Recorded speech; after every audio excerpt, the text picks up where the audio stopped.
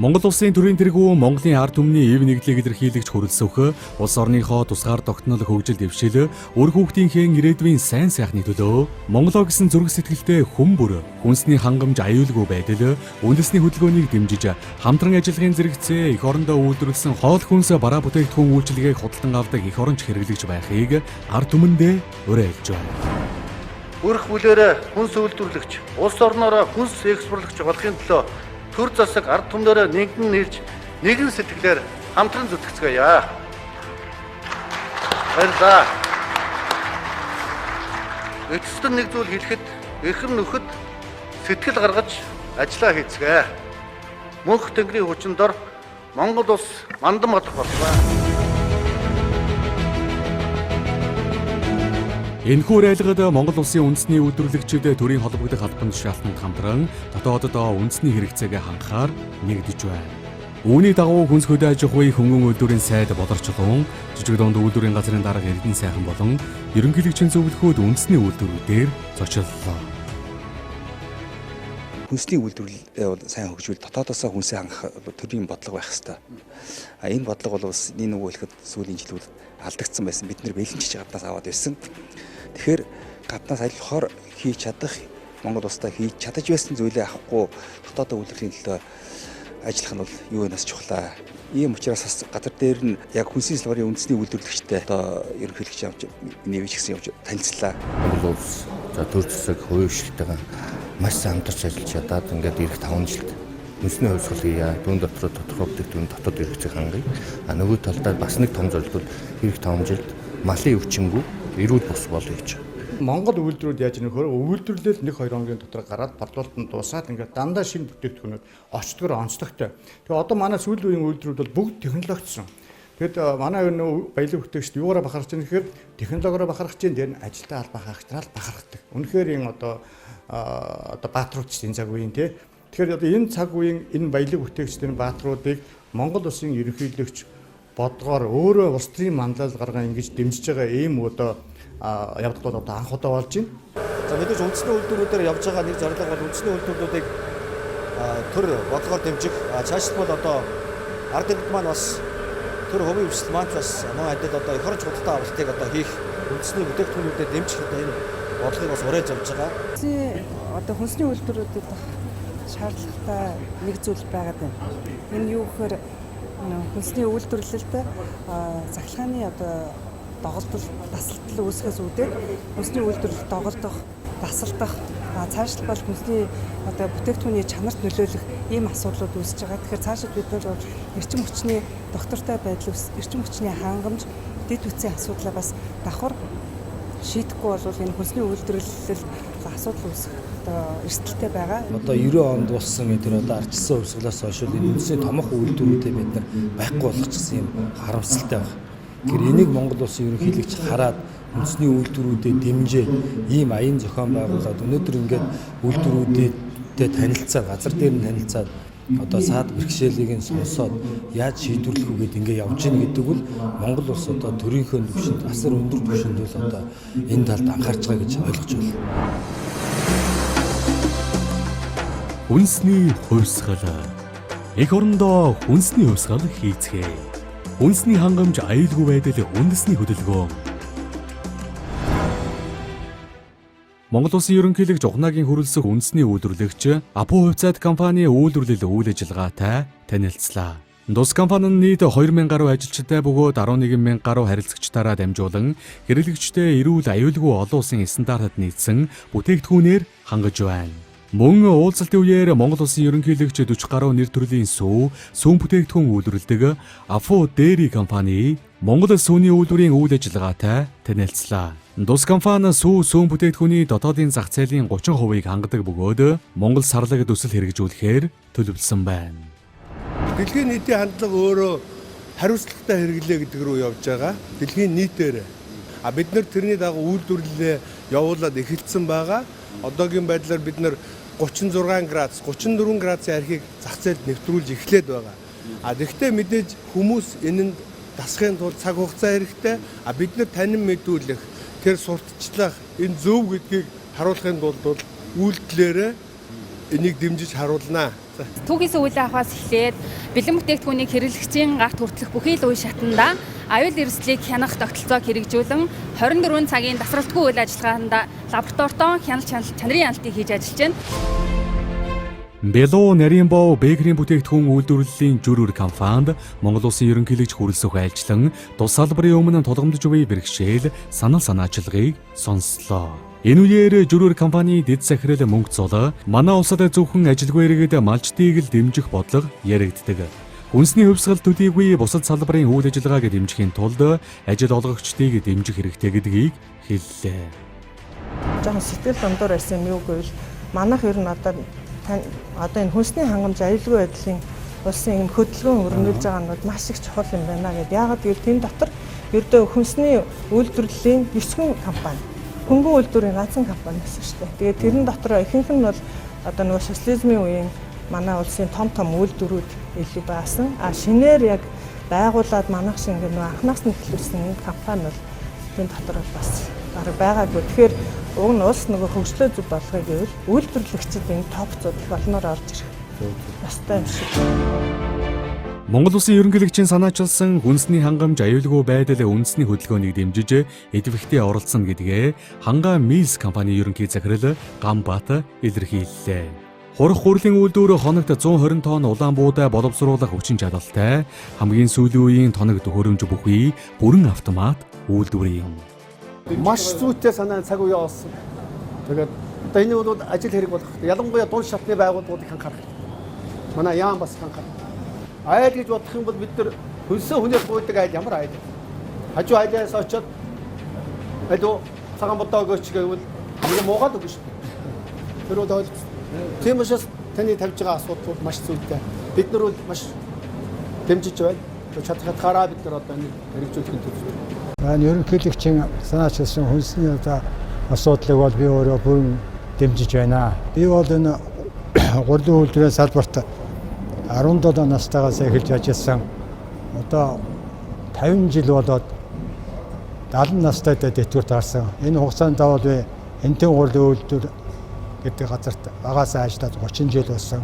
Энэ Улаанбаатар хотод энэ хурхын гурал гэдгийг анхан үүсгэн байгуулахад ирж ажиллаад энд 20 жил ажиллаад одоо дэвтгүүртээ гараад энэ жил одоо 75 нас хүрч байна. Ерөөсөө бид нар гурван үйлдвэрүүдийн холбоонд ярьж байгаа. Бид нар бүгднийг ярьж байгаа нэг 5 асуудал байдаг. Нэгдүгээрт нь дотоодынхаа зах зээлийг хамгаалаад импорт орж ирэх татвараа нэмэх гурил дээр. Хоёрдугаарт нь болохоор тэр дамжин худалдаалах нөөтийн татварыг багасгах. Тэгвэл хэрэглэгчнэр үнэн багасч ирнэ. За гуравдугаарт нь тэр логистик тээвэрлэлт гадаад экспортод оролцож байгаа логистик тээвэрлэлтийн асуудлыг шийдэж өгөхгүй, зохицоор нь шийдэж өгөхгүй бол энэ их удаашралтай болдог. Өгөөж Чихэрбов компани удирдлагууд хүнсний хангамж аюулгүй байдал үндэсний хөдөлгөөнийг дэмжиж буугаа илэрхийлж цаг үеэ олсон үндэсний аюулгүй байдал монголчуудын эрүүл амьдрахад чухал нөлөө үзүүлэх хөдөлгөөн гэж дүгнэлээ. Мөн энэ хөдөлгөөн амжилттай хэрэгжснээр иргэдэн эрүүл байхаас гадна ажилтай орлоготой амьдрах нөхцөлийг бүрдүүлэх юм. Хүнсний салбарыг ялангуяа юм хүнсний аюулгүй байдал тэгээ үйлдвэрлэлийг ингэж төр засгийн төвшөнд ингэж авчирч ирсэн ийм явдал байхгүй юу. Тэгээ эх орондоо үйлдвэрлэл эрхлэх энэ боломжийг олох ийм том давлгаа явж гин гэж бодоод манай өгөөж компани хамт олон бол маш их дэмжиж байгаа. Тэгээ болцоо боломжоор бас үйлдвэрлэлээ нэмэгдүүлэн шинэ үйлдвэр барихыг бас хичээн олон хүнийг ажилтаа байхыг бол хичээж байна. Тэгэхээр үйлдвэрлэгчнээс тэр төрийн албан хаагчнаас бүгд нэг зэрэг яг энэ хөдөлгөөнийг дэмжиж хамтдаа хүнсний аюулгүй байдал үйлдвэрлэлээ хөгжүүлъя л гэж хэлмээр байна. Монгол Улсын ерөнхийлөгч хүрэлцэхийн санаачлагыг зөвхөн ажил олгогчдод дэмжиж байна гэж ойлговол өрөөсгөл болно. Үндэсний хүнс үйлдвэрлэл явуулдаг 2000 орчим байгууллагын ажилтан албан хаагчдаж бас дэмжин талархаж байгаа юм.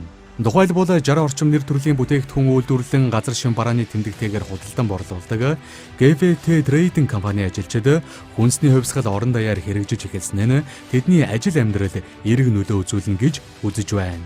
Ажил олгогч баялаг бүтээгчдийн хувьд ажиллах хүчин нь жинхэнэ баялаг нь байдаг. Өнөөдөр нөгөө ерөнхийлөгч манай ажлаар ирээд ажлаа танилцаад баяртай байгаа.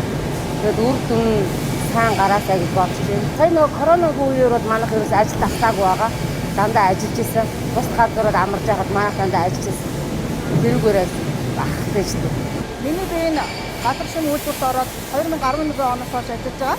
За манай үйлдвэр бол яг нөөцлөсөн бүтээгдэхүүндээ анх дахь үйлдвэр 1999 оноос эхэлж үйлдвэрлэлийн үйл ажиллагаа эхэлсэн. За анх бол 2 нийт төрлийн бүтээгдэхүүнтэй 20 мянган ширхэг үйлдвэрлэжсэн бол одоо 50 гаруй нийт төрлийн бүтээгдэхүүнийг үйлдвэрлэж байгаа. Маш их дэмжиж байгаа шүү дээ. Маш их баярлж байгаа. Бид нар ч одоо яг Монголд ургадаг тий ургаж болдог бүх түүхийдийг авч байгаа. Одоо ковид чинь нэг талаар тийм сөрөгч гэсэн нөгөө талаар дотоодын энэ ногоочд болон бусад үйлдвэрлэгч хүнсний үйлдвэрүүд ер нь 2021 онд ер нь би хүнсчтэй холбоонд бас давхар ажилладаг л да. Ер нь жигд өсөлттэй явсан. Энэ бол маш дэвшил. Тэгээд хамгийн гол нь манай Монголын ард иргэд айгүй мундаг сайхан сэтгэлтэй биднийг айгүй сайн дэмжиж одоо бүтээгдэхүүнийг ингэж авсан. 2020 оноос эхлэн жигрийн мас үйлдвэрлэлийг хөгжүүлэх зорилгоор үүсгэн байгуулагдсан Босо кондитер компани Монконди жигрийн үйлдвэр нь чөмөгтэй чөмөггүй хатуу ба зөөлөн чихэр үйлдвэрлэх бүрэн автомат 2 иж бүрэн шугамтай бөгөөд жилд 3000 тонн хатуу болон шоколадын чихэр үйлдвэрлэх хүчин чадалтай. Өөрөөр хэлбэл Монгол улсад байгаа цор ганц масын чихэр үйлдвэрлэдэг үйлдвэрлэгч юм. За Монконди төслийн талаар товшинцуулахад Монгол улс чихрийнхаа 97%-ийг нь импортоор хангаж байна. За мөн зорилттой зах зээл гэх юм бол одоо энэ шинээр танилцуулж байгаа төслүүд бол нийт хүнсний бэлэн бүтээгдэхүүний 8%-ийг нь буюу 72 сая долларын энэ зах зээл байгаа. Энийхээ бид нар 20% дээр нь энэ бүтээгдэхүүнүүдээр нийлүүлэх боломжтой байна. Одоо манай үйлдвэрийн давуу тал гэх юм бол бид бүгд одоо нэг гадны одоо технологиор яг эх орондоо чихэр үйлдвэрлээд тэгээд дээрэс нь энэ нь болохоор яг юугаараа давуу талтай вэ гэхээр одоо шууд одоо үйлдвэрээс гараад хэрэглэгчдэд хүрэх хугацаа нь илүү ойртож байна. Дээрэс нь манайх молко, шоколадны крем, шарсуутай чихэр зэрэг бол одоо хийж байгаа туршилтын шатндаа явж байгаа. Урд нь сонсч байсан тэгээ өнөөдөр иж үзлээ. Тэгээд манай ард түмэн ярьдаг шүү дээ, тийм ээ. 1000 сонсгоос нэг үүз гэж. Тэгээ үнэхээр одоо ирээдүйдээ сайхан үйлдвэр юм байна гэж ингэж одоо ойлгож байна. Монголынхаа нийт зах зээлийн одоо 15 орчим хувийн л одоо хангаж иш цаана 85% тийм ээ. Одоо чөлөөтэй байна гэсэн үг. Тэрийг одоо хангахын төлөө одоо манай Монконди үйлдвэрийн хамт олон та бүхэн одоо хичээл зүтгэж ажиллаарай гэж одоо та бүхнээс бас хүсье. Тэгээд бүгд над жаргал хүсье. Дандаа сайхан залуучууд байд юм байна шүү дээ.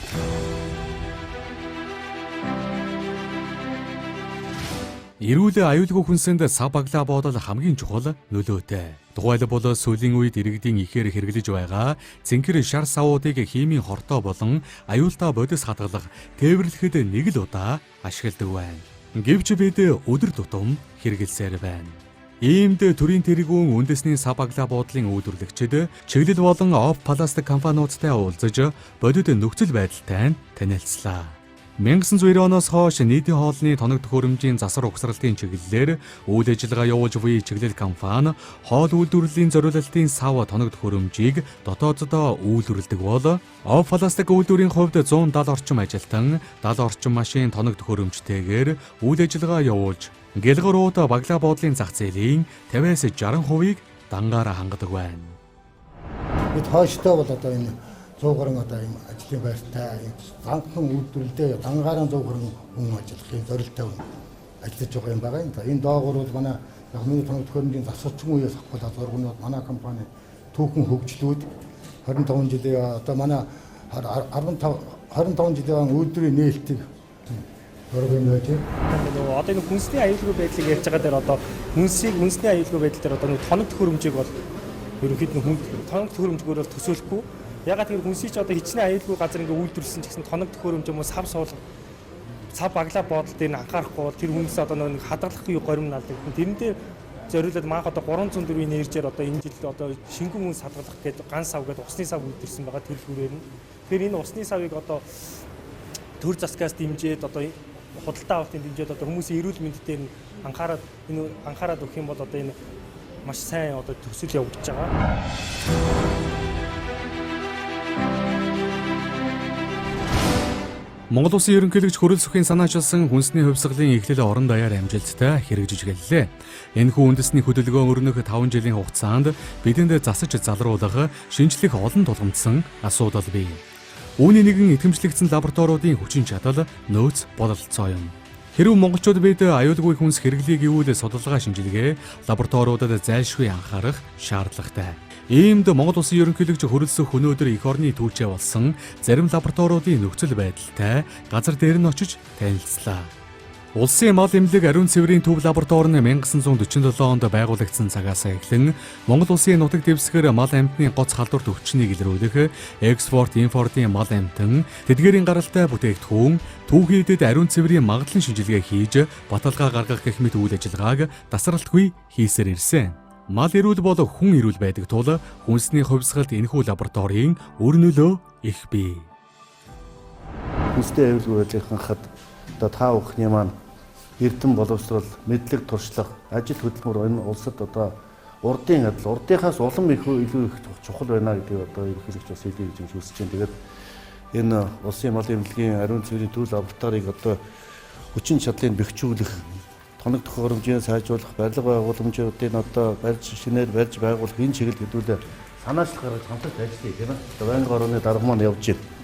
Хэдийгээр улс их орны эдийн засгийн нөхцөл байдлын коронавирус цар тахал эдгэртэй холбоотойгоор хүндрэлтэй нөхцөл байгаа ч гэсэн энэ улсынхаа одоо ариун цэврийн төв лабораторийн барилга байгууламжтай бид анхаарал тавих хэрэгтэй. Үе шаттайгаар шинжилж болно тийм үү. Тэгэхээр тэр төсөв төлөвлөгөөгөө оруулах хэрэгтэй. Төдөө аж ахуйн дэд сайд маань явж байна тийм ээ. Төдөө аж ахуйн бүрийн нэрмжийн дарга энэ холбогдох дарга нар бүгдээ хамт явж байгаа. Эдний лаборатори дээр одоо анхаарал тавих хэрэгтэй. Ингээд цөмөрөө ажиллаа эхэлцгээе. Хүнсний хангамж аюулгүй байдал энэ үндэсний хөдөлгөөн их хурлын тогтоол гарчихсан. Энэ бол цаг үеэ болсон маш зөв зүйтэй одоо хөдөлгөөн гэж энэ мал эмнэлгийн салбар маань үзэж байгаа. Малын эмчнэр маань манай мал эмнэлгийн салбарын энэ дээр бол маш их дэмжиж ажиллаж байгаа. Тууштай ажиллагаа бас танд одоо хэлмээр байна. За хамгийн нэгдүгээр зорилт бол ерөөсөө ойрын 5 жилийн хугацаанд төрөх худалдааны чөлөөт байдал, худалдаанд экспорт нөлөөлдөг халдвар түвшнээс бүрэн эрүүлжүүлэе гэдэг эрүүл болгоно гэдэг энэ зорилтыг тавьчихсан. Энэ чиглэлээрээ судалгаа, шинжилгээ, масс ажлуудыг эхлээд явж байгаа. Хөдөө аж ахуйн их сургуулийн харьяа тэргүүлэх 3 эрдэм шинжилгээний хүрээлэнд 1000 гаруй эрдэмтэн багш эрдэм шинжилгээний ажилтан ажиллаж 10,000 гаруй оюутан суралцдаг. Монгол Улсын ерөнхийлөгч дээрх 3 хүрээлэнгийн үйл ажиллагаатай танилцж салбарын төлөөлөлттэй уулзлаа. Монголын нийт ард түмний эрүүл аюулгүй хүнс хэрэглэх эсэх нь эдгээр эрдэмтэн судлаачдын мэдлэг чадвартай нэгт холбоотой юм. Цөмөр ажил хэрэг болгох гэх үү? За би дэмжиж. Баярлалаа маш баярлалаа. Хайртай төслөө хийгээд байна. Одоо энэ манай бэлтгэл хөдөө аж ахуйн сайдчаа явж байна. Төрийн нэмжлэр гарч байна. Одоо энэний цаг дэмжиж хэдүүлээ үр дүнгийн үзье заяа. Одоо бодит ажил руу оръё. Ер нь бол хөдөө аж ахуйн салбарын эрдэмтдийн хувьд маш их баяртай байгаа. Ягаад гэвэл Монгол Улсын ерөнхийлөгч маань өөрөө ард түмэндээ хандаад хүнсний хангамж одоо аюулгүй байдлын талаар хөдөлгөөн өрнөдлөхөөр зарласан. Тэгээ энд бол хөдөө аж ахуйн салбарын эрдэмтэн судлаачид эрдэм шинжилгээний байгууллагуудын үүрэг бариад асар их байгаа.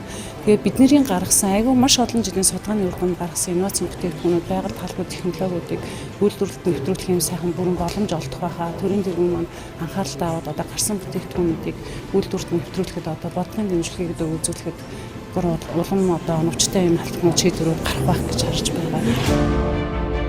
Үндэсний үйлдвэрүүдийн болон экспорт, импортын бүтээгдэхүүнд хим, хор судлал, нян судлал гэх мэт био туршилтын шинжилгээг батлагдсан аргачлалын дагуу хийж хэрэглэгчдийг үнэн зөв шинжилгээний үр дүнгээр хангах зорилготой. Хүнсний аюулгүй байдлын үндэсний лавлгаа лабораторийн хүчин чадал нөөц бололцоотой Монгол Улсын ерөнхийлөгч хөрөлсөх танилцлаа. Хүнсний аюулгүй байдлаа бүрэн хангахад бол лабораториудын хүчин чадлыг сайжруулах зайлшгүй шаардлагатай шүү дээ. Сүүлийн одоо сайн технологиудыг оруулж ирэхдээ сайн оож тоног төхөөрөмжтэй байж байгаа. Одоо яг манай энэ лаборатори бол одоо улсын хэмжээнд үйл ажиллагаа явуулахад одоо хөрөлцөө шаардлага нь хэрэг. Ер нь бол одоо манай энэ сүлийн лаборатори бол ялангуяа нийтлэг хамгаалсан хотлого баян найдмын нийтлэг хамгаалсан хотлогын үйлдвэрийн 24 цагаар ажилладаг. Одоо яг манайх Америкийн нэгдсэн улсын анализ байгууллага итгэмжлэлтэй 23 оны 12 сард онгоцсон байж байгаа. Яг олон улсын төвшөнд нэнгийн бохирдол ямар хэмжээтэй байна, ямар отор омгийн няга бохирдсон байна гэдэг нь маш богино хугацаанд тодорхойлол бидний хийж байгаа. 2022 оны 6 сарын 3-4-ний өдөр Монгол Улсын ерөнхийлөгч хөрөлсөх Хинтээ аймгийн Мөрөн болон Хэрлэн сумын тариаланч Ногоочдтой уулзлаа.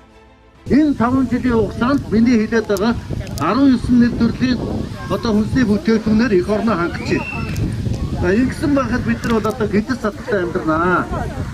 Энэ бол Монгол улсын тусгай тогтнолтой холбоотой. Манайсан бол юугаар онцлог өгөхөөр өөрх болон өөрснөө хүнсний ногоогоо тарьж өрхөө хангамжаа өөрснөө сумаасаа 100% хангадаг. Одоо бол бид нэр яхаа өгөхөөр өөрсдийн хангасан тэр ногоогоос илүүдлийг болохоор сум орон нутагт босод газар борлуулдаг ийм онцлогтой сум байгаа юм. Хүнсээ өөрснөө үйлдвэрлэж хүнсний хувьсгал хийцгээе. Тэгээ одоо энэ ерөнхийлөгчийн маань одоо дэвшүүлж байгаа энэ үрээл бол одоо маш бидний сэтгэлд бол өстой хүрч байна. Тэгээд одоо маш их баяртай байна. Хүнсээ өөрөө үйлдвэрлэж хүнсний хувьсгал хийцгээе. Нийт ард түмэн Монголынхоо нийт ард түмэнд уриалж байна. Яг одоо та нар шиг ногоочч юм хий гэсэн хүмүүс хашаа болоод ороод ирэх юм бол дэмжлэг үзүүлэх жилийн 3% хүүтэй энэ зээлийн их үйлдвэр бэлэн байгаа шүү. Тэгэхээр та бүхэн маань энэ саний хэлдэг одоо үрдэгч янз янзын юмнууд авахд мөнгө санхүүгийн тусцаа дэмжлэг хэрэгтэй байгаа бол аймаг орон нутгад хашаа хэлбэрээр ороод ирэх юм бол одоо нөгөө сум хөгжүүлэх сан маань хашааны зээл болж гардаг болсон. Тэр бол манай аймаг 2 тэрбум төгрөг одоо бид нар 2020-21 онуудад бас хөөцөлтсөний үр дүнд бас хадгалж байгаа. Бас одоо хөдөөчхөн сайд маань манай энэ услалтын системийн толгойн барилгыг одоо шийдэж өгөө гэсэн одоо ийм сайхан шийдвэрийг гаргалаа. Энэ бол одоо үндсэндээ 44 оноос хойш одоо шинжлэгдээгүй.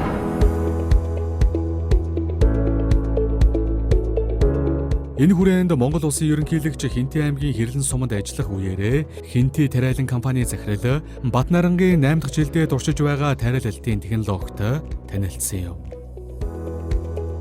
Энэ дээр нэг асуудал бол үрийн асуудал их чухал юм байна. Энд чинь 6 жил одоо яг таригдсан үрээрээ тарьж байгаа. Тэгээ энэ жил эдний үрээс одоо 6 газар аваад тариалт хийсэн юм билээ. Тэгэхээр яг эдний үр өөрсдийнхөө үрийг бас давхар хамт тарьдаг юм байна л да. Тэгэхэд эдний үрийн одоо соёололт энэ төр бол нөгөө өөрсдийнх нь үрээс бол хамаагүй илүү юм байгаа. Энэ онцлог нь болохоор хүүтэнд төсвөртэй 4 сарын 1-нд тариалт хийнэ гэдэг бол Монгол орны нөхцөлд өнөөдөр хааж байгаа. Бид нар хамгийн хайдаг буюу Монгол улс газар тариалангийн үйлдвэрлэл дээр 90 хоног дотор 5 сарын 20-наас 8 сарын 20 дотор тариагаа болох гэж явдаг 90 хоногийн хугацааг давуу 30 хоногоор буюу энэ боломжийг үүсгэх болж байгаа. Тэгэхээр энэ дээр юу гэхэд бол эдийн засгийн рүү өгөөж дээрээс нь бид нар шинэ тариа ургацаа бид нар эртэн хурдан үйлдвэрүүдэд нийлүүлэх боломж гэдэг маш их том боломжийг бий болгож байгаа. Тэгэхээр энэ ажил маань ерөөхдөө үр дүнтэй болоод одоогийн байдлаар Монгол улсад бол Хинтээ аймагт бол 7 компани энэ технологид турж байгаа.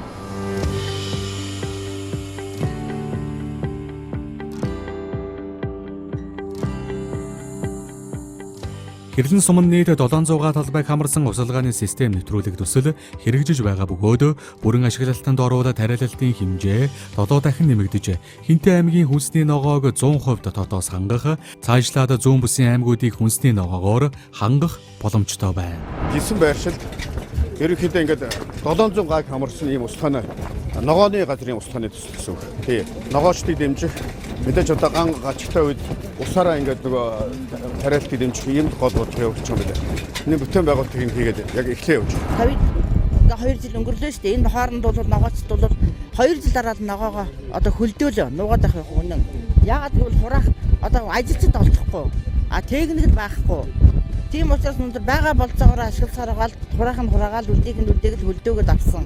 Тэгээд бид нэр бол одоо технологиор хангаад өгч юм бол бид нэр хийж чадна, ургуулж чадна. Бид нэр ургуулах тийм одоо зориг бол байна. Одоо ер нь хүч байна биднэрт. Хамгийн гол нь биднэрт юу хэрэгтэй вэ гэхээр техник одоо орчин үеийн хүмүүдээр бидний хангаад өгчвөл тэгээ одоо энэ урсгалын системийг тавьчих юм бол тэгээ ер нь юм маань нааштай болох байхаа гэж бодож байна. Хэрлэн голоо дагаад нүүдлийн малчд ороод ирдэг. Яг ингээд харахаар 500 м дотор өвлжээ хаварчаа байхгүй. Тэгсээр нэ одоо ингээд хавар 3 сараас эхлээд ногоот малчд ороод ирдэг. Энэ голыг чи хажууд малаа төлөвлүүлчих нүүя гэдэг. Нүүн гिचгээд унжангаа бид нартай хэрэлдээд энэ ногоог маань идүүлээд хашаа хороог маань эвдүүлээд ингээд байдаг. Ерэн зүгээр тариалц малчдын хооронд зөрчил байгаа юм. Энэ зөрчил байгаад нэгд хоорондын харилцаа ойлголцол бас дутчих шиг харагдтыг. Улсын хэмжээний 2000 гаруй байгаагаар хүмүүсийн ногооны тариалтыг нэмэгдүүлэе гэж аймгийн засаг даргалтаа бол нэмэлтгээрээ байгуулж ажилласан. За энэ төлөвлөгөө бол ерөнхийдөө аймагуудын одоо хаврын тариалтын явцад хэрэгжиж ингэж явж байна. 6 сарын 10-наас хойш болохоор өгөрцөв помидор, чинжүү гэдэг энэ гадаах юунууд нарийн ногоо тарьдгийг. Энэ цагаан энэ юунууд дээгүүр авал. Тийм цэцэг энтрээ бол гаргаагүй байгаа ч одоо бол өрсөлдүүлээд л байж байна. Энэ жил бол би ер нь их давгүй ургац сурааж авах нэ гэсэн бодолтой байгаа. Энэ жил бол маш сайн жимсэлж байна. Зарим жил бол арай бага байдаг. Энэ жил бол харьцангуй илүү жимс авах нэ гэж бодож байна.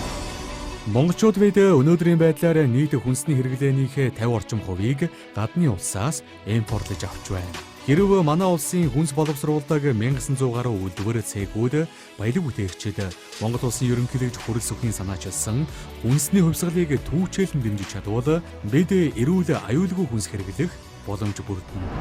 Эх орондоо хүнсний хувьсгал хийцгээе.